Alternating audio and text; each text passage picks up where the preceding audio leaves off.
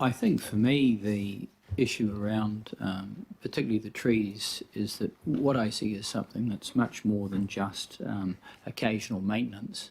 It's the removal of significant amount of stock of trees that have established over many years and will be very difficult to replace, and they're very visible, and some of them arguably are quite special to certainly people in the vicinity and others. And I guess my concern is that, as far as council is concerned, it's our operational budget that's funding that, and we may have some limitations, but it would be useful to have more visibility over what is occurring.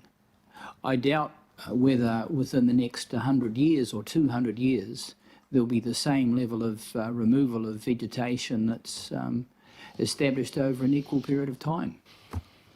So I think I'm just espousing a concern that many Aucklanders have certainly put. Paul Majuri.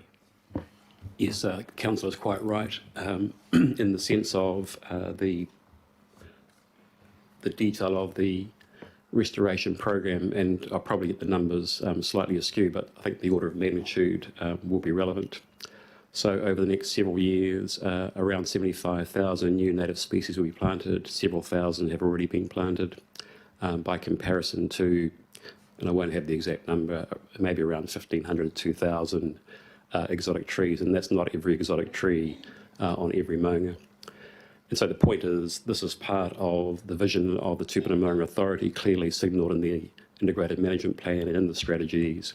Those are the subject of public submission. The submissions made it clear that the public were quite aware of what was proposed in terms of the overall vegetation restoration program.